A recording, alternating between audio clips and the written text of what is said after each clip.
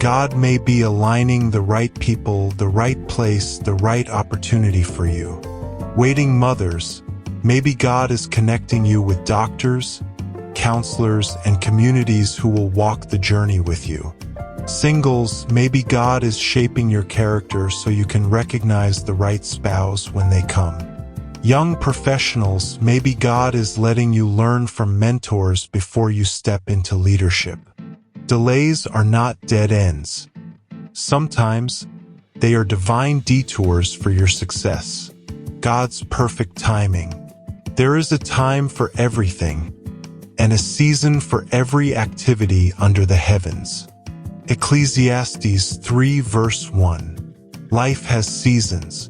Just like nature, summer, autumn, winter, spring, our lives go through cycles. There is a time to plant and a time to harvest. A time to wait and a time to move. The problem is, we want harvest in planting season. We want results before preparation.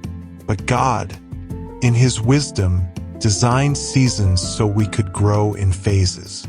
Think about Joseph.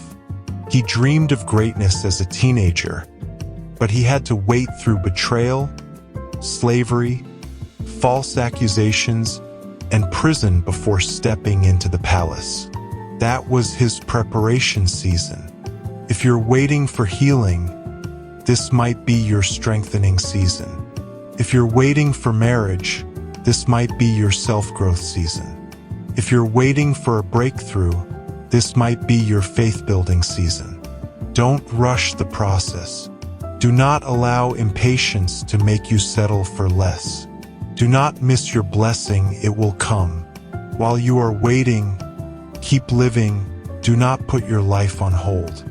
Enjoy the other areas of your life that are thriving and make the best out of all you have. Everything will eventually work together in your favor.